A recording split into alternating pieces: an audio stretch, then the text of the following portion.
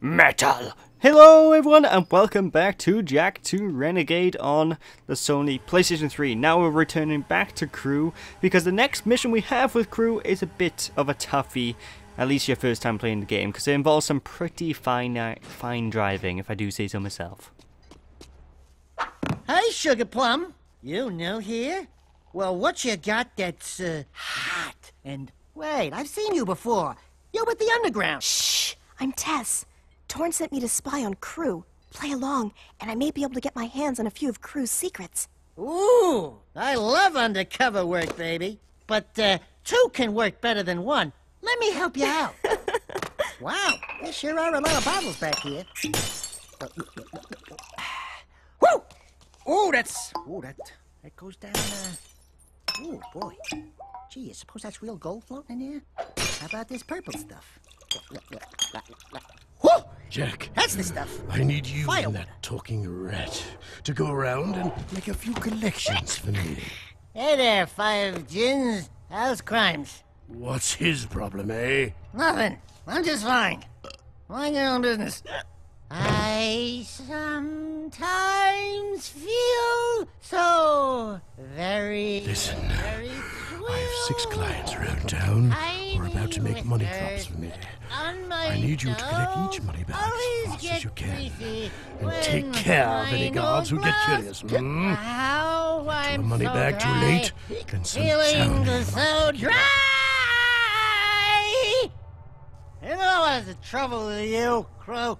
You got no vision. This place could be a real swinging joint. Hot heaven with more dancing, more macking, more women. Jack knows what I'm talking about. 14 money bags before they disappear and bring them back here. If you lose even one bag, then man. Don't come back, eh? Oh, Daxter sounds like he'd be a fun time on a piss-up. So yeah, as Crew said, we need to pick up the thingies if you could hear Crew over Daxter's singing.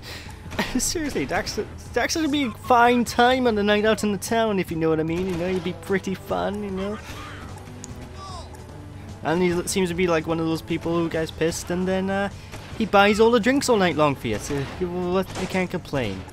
But anyway, this mission by here can be very challenging, because what you need to do is you need to stay on the 2nd floor, and for some reason, the guards, whenever you're going through here, are a lot more accurate than they usually are.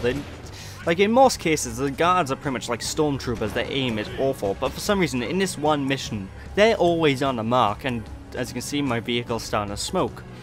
It doesn't take a lot for your car, or whatever vehicle you're using, bike, car, etc., to explode, and when it explodes, well, it's a massive hurtiness to you, health. I can do English the good, yes? So it hurts your health a lot bit, so you lose a lot of HP when your car explodes and you're inside it, so yeah, try your best to avoid the vehicle's gunfire and, you know, the enemy's gunfire, because it's not a good thing.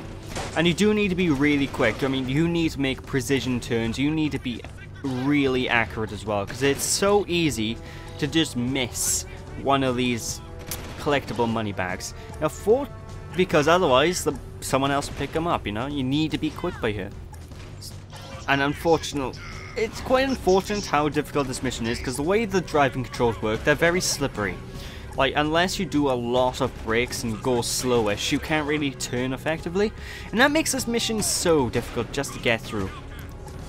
I mean, it's perfectly fine when you understand the driving mechanics like I do, and you can just do drifts and do future GTA stuff, but, you know, futuristic GTA stuff. But, you know, your first playthrough of the game, you won't be playing this mission as easy as I'm doing it, I'll tell you that much.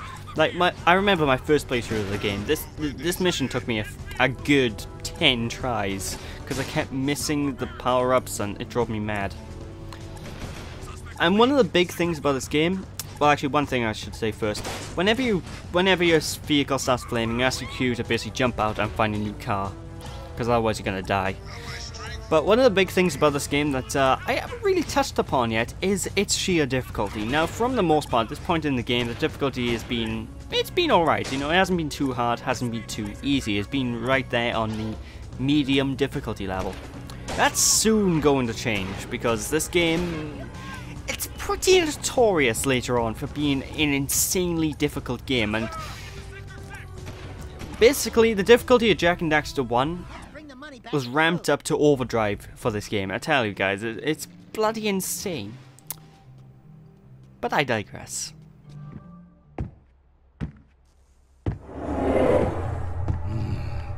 Quite the money collectors, eh? Here's a gun upgrade. Now get out! I need my beauty nap. Trust me, brother. There aren't enough hours in the day. Yeah, so now we return to Torn, and yeah, we get a brand new weapon power-up yet again. I can't remember, I think it's the blue weapon, I'm not actually sure. We'll find out soon.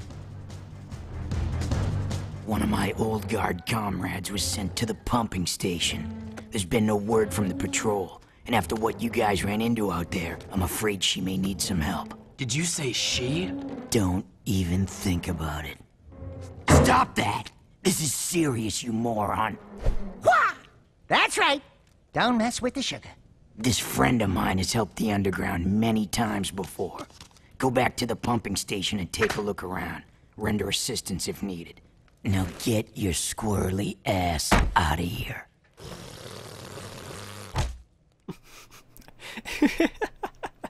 Oh, I love Daxter. So anyway, yeah, we head back to the pumping station. As you can see, I'm starting to cut out places we've already been to, because I want to make this playthrough a lot more streamlined. This is a long playthrough as it is. We're 7 parts in. We got over 10 parts left. You know, it's a longish game, but we do have brand new enemy types, and the weapon upgrade we got, it was just a power up to one of our old weapons. I think it might have been a scattergun upgrade, so we can have a better rate of fire. So yeah, it's either scattergun or blaster. I get confused. But this is one... I think this might actually be the last time we go back to the pumping station. Now we can go back to this area later on if we choose to. Well, we can go to any area any time if we choose to, but what I mean is later on is going to be... Well, I'm trying to think. What's the word? There's a section later on that's kind of connected to the pumping station that basically leads into this if we use the hoverboard, but I'll highlight that area when we get to it because it's kind of... You wouldn't know it's connected to the pumping station unless you specifically looked. But yeah, basically now we need to go to the upper path by here. Yeah, by here. In order to head off and meet this informant, this friend on the inside of the Crimson Guard. Not up, what am I on about up? Basically jump down here. On the spiral rotating platforms of terror. But yeah, I do like how this game you have to go back to these areas and new things will change. You know, the areas are going to be different every playthrough. But we are also going to be introduced to, well, we've already seen the new male head type, but I completely ignored it. It's like, I think it's called the Spider, spelled with a Y. And what... There they are right there. Basically, they have Mega Man guns, and they're probably one of my favorite male head designs. I like Mega Man badniks. I'm adding Sonic and Mega Man together. But they have like an automatic weapon, so if you get too close to them, well, you're gonna have a bad time, so it's best to take them out from a distance. Yeah, what the heck are we doing, risking our lives to rescue some old Crimson Guard hag anyway? She's probably got more facial hair than me. Who the hell are you two? I do love a woman in uniform.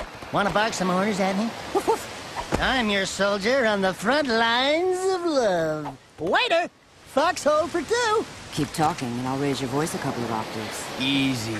Torn asked us to help you. I don't need help, but you might. We've got company. Okie doke, so it's time for a gauntlet. Now, this person by here, keep her away from, well, make sure she doesn't get hurt too badly with these enemies' goons. And I recommend using Dark Jack's powers by here, because it's so handy just to take out these goons. And because of the extra defense you get, you know, it's simply just useful to have. And like I said, take out the enemies quickly, because if she dies, it's mission over. You gotta start over again. So just keep the enemies away from her. Keep shooting enemies as quick as you can. She isn't useless. She will take care of herself for the most part. But she does shoot very slowly, and it can be a bit of a nuisance. Take care of those metalheads was pretty exciting, wasn't it, Sugar? Hey! Sweet stripes! Give me them digits so I can look you up sometime! We'll party hard! Big city style! Tell Torn Baron Praxis is planning something big. I think it has to do with that symbol. What is it? It's the seal of the House of Mar, the founder of Haven City. We're being sent out on suicide missions to locate artifacts from the time of his rule. If curiosity's worth dying for, you can ask the blind old soothsayer in the bazaar named Onin. She might know something about all this. Here's my bazaar access security pass. Your name's Ashlyn, huh? We're even now. Wow! What a woman! Arr. And we're gonna be seeing more of Ashlyn as the time comes. But basically now we have access to pretty much the entire city. Everything in the city is now available for us to go and explore. With the exception of the palace. We can't go to the palace just yet. So yeah, won't be long until we reach the end of the game, ladies and gentlemen. Well, no, what am I on about? It's going to be a miles until we reach the end of the game. It won't be long until we'll have everything available to explore, I should say. The whole game available to us to explore. Duh. I have to say though, I do like this game's pacing. It really does feel that you get a lot done in a short amount of time when you're playing this game, and I like that, you know. I like games that have good pacing, and it always annoys me when games have very, very bad pacing. Like the GTA games, I love the GTA games to no end because they're really good fun. But one of the things I think about every GTA game, all of them, they all have very bad pacing. You know, it feels like things take too long to get done. But I digress. So yeah, this something that Jack did better than GTA. Gasp, shock, and horror. Now I'm gonna have the hate comments from the GTA fanboys. Yay! Nah, I'm pretty sure I won't, because I love GTA as it is. I don't think people hate each other just because they have different opinions about a game that they love anyway, so. What am I kidding? I'm a Sonic fan, and I'm part of the Sonic fan base. I know how bad we can get. Blue arms! Ruined forever! It completely changed the character. He has green eyes now. Oh, the Sonic fans that subscribe to me, you're gonna hate me. But I digress. Anyway, now we're done with this here pumping station for quite possibly the last time. I'm gonna say quite possibly because I'm not 100% sure. But we're gonna go head on back to Vin Diesel at the power station. I know his name's not Vin Diesel, but come on, if his first name's Vin, you know, you sure as hell think, damn, I'll be damned if I'm not calling him Diesel. Vin, buddy, we need a favor. I can't help you with your eco bill. We need you to switch on the access elevator in one of the palace's support towers. Sheesh! That's part of the old B-Zone power grid. It hasn't worked for years. Well, if it's too hard for you, I understand. Power stuff can be tricky. Tricky? I could route the B-Zone conduit lines through the bypass grid, shunting past the eco rings to connect inductor tubes in series, then back through the outer wall insulator helix and across the resonant flux routers into the number 5 capacitor array. Assuming the circuit's GX75B can handle the surge, I could link the phase loop lines into the primary coils, and presto, you've got instant lift juice. Vin, you're a genius. Actually, Mar was the genius. People say he made most of this stuff long ago. The shield wall system, the eco-grid.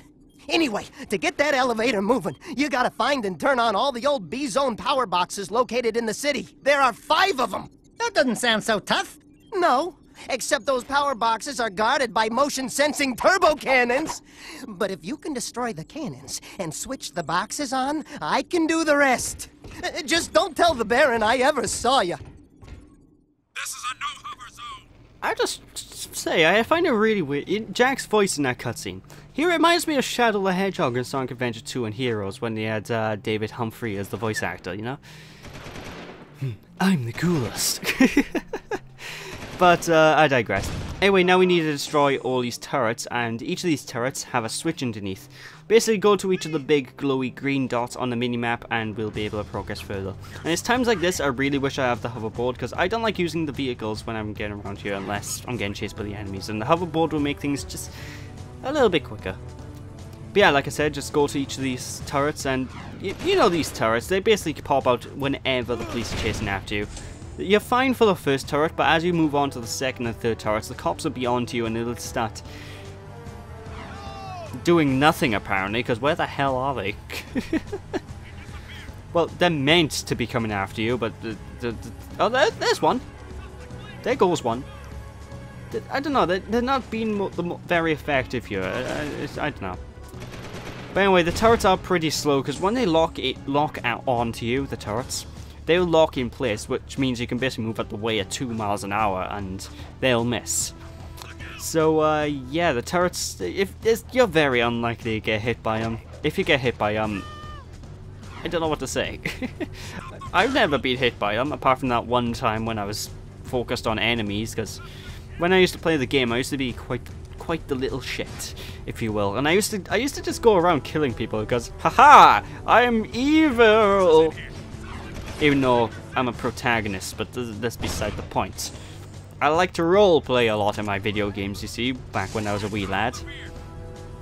That's why, like, my hours spent on Sonic Adventure 1 have to be in like the hundreds, just because I used to roleplay as characters all the time when I was younger. And after I beat the main storyline, I used to roleplay as like, oh no, Eggman's up to no good again. Whoa, it's time to go back to the beach. I used to give myself excuses to go to levels. I don't know if anyone else did that. I might be a weird child just by doing that myself, but that's beside the point. Anyway, there's the last switch. Boom. The B-Zone power grid is back online. Have fun being killed in the palace. Oh, I will. And this, ladies and gentlemen, is technically the end, as the cutscenes call it, of Chapter 1, because now we're going to get to our first boss fight of the game. Only 7 parts in.